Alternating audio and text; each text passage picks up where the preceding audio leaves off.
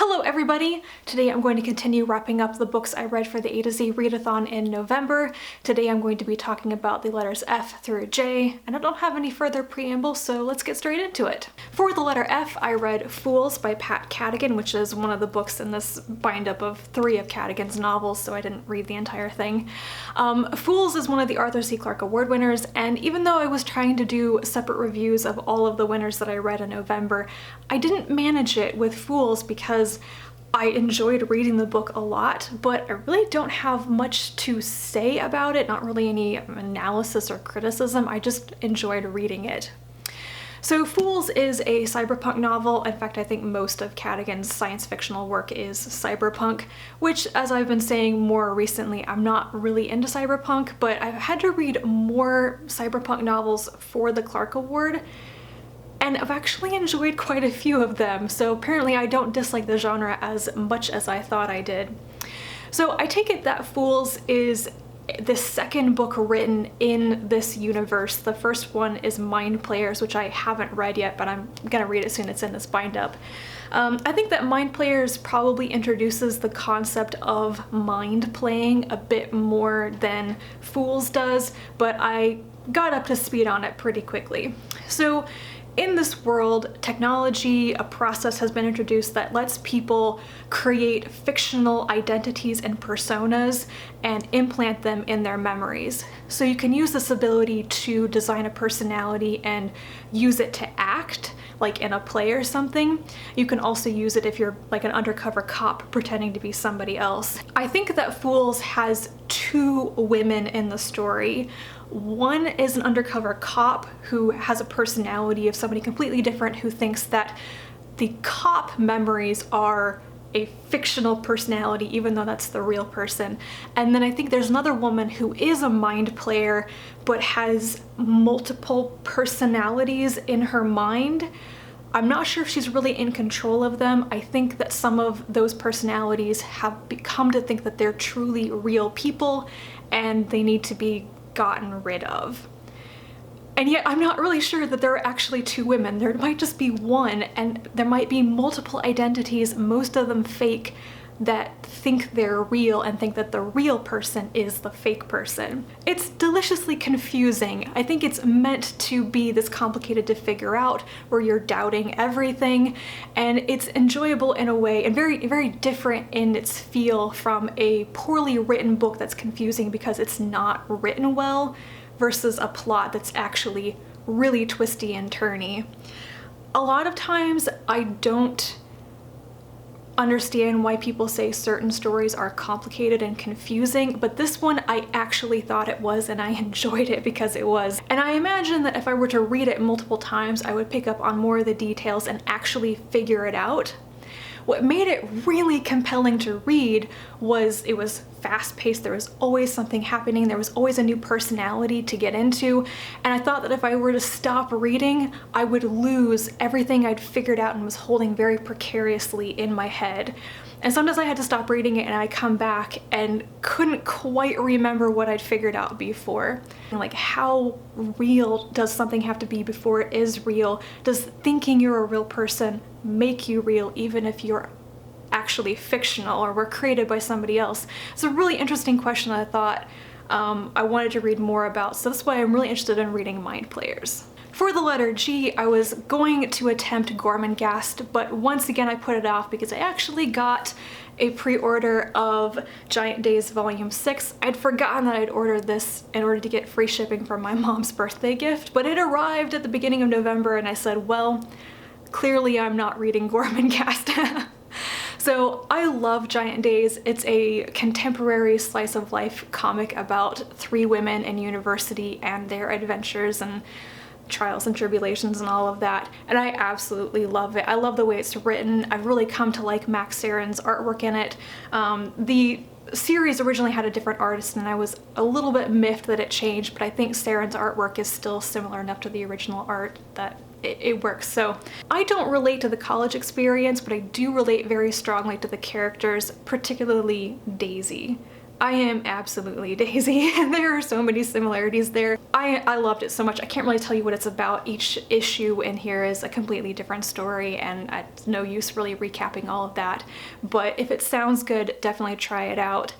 I kind of mentally categorize this comic with Lumberjanes, even though they're really different. Lumberjanes is more like magical, supernatural fantasy adventures, you know, younger women at summer camp.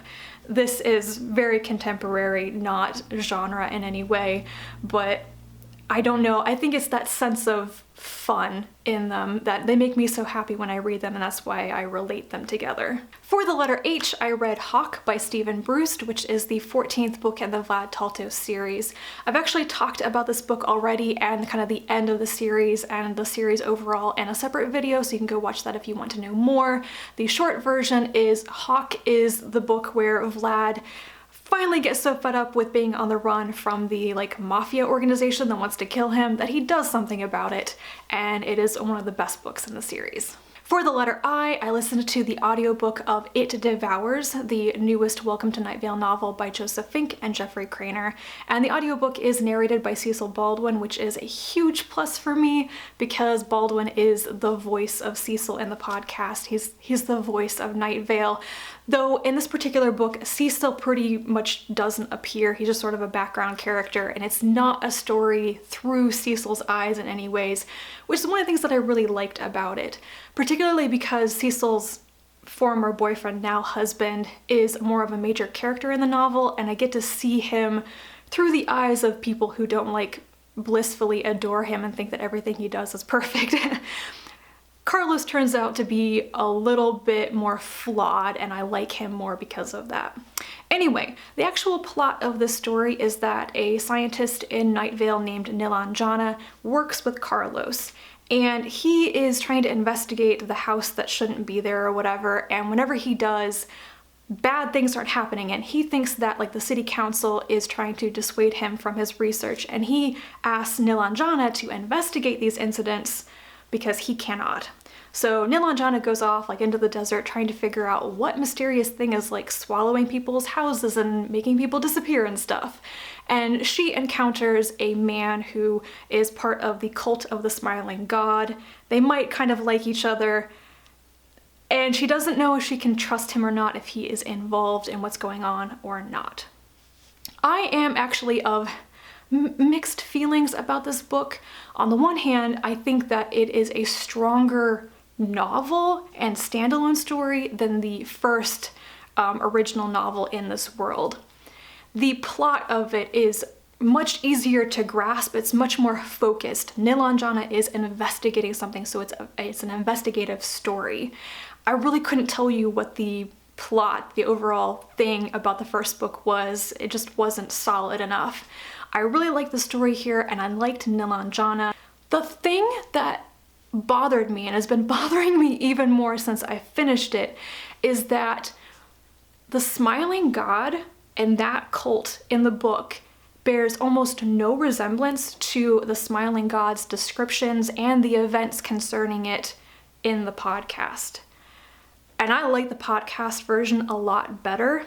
This is the only time I've ever felt like Night Vale's creators are retroactively changing something or ignoring their own world building. I wonder if there's an explanation for this that I don't really get. Maybe something about how the Smiling God has been defeated, and as an organized religion, it's turning into everything else and it's kind of toned down and whatever. But I don't think the story was as good as it could have been if the Smiling God had been as bloody and terrifying in the book as it was in the podcast. So I didn't really like that, but other than that, being a bit more objective, I guess, I think this is actually a better novel than the other standalone novel in the world. I'm still more of a podcast listener, I guess, but I do enjoy these separate books. And then for the letter J, I read Jack of Shadows by Roger Zelazny, which was a pretty typical Zelazny book, character-wise, story-wise, humor, etc. I was actually kind of disappointed in this book. The best part of this is the world building. It literally puts magic up against science. It's on this planet that's like tidally locked, so it doesn't rotate. One side is always in the light, one side is always in the dark. The people on the light side accept science and seek rational explanations for things, and the people on the dark side believe in magic and they actually have magic and stuff. I think a lot of the story is about perception. Your worldview will influence what you actually see. The example given in the book is, if you think the center of the planet is a clockwork mechanism, that's what you're gonna see when you go to the center of the earth.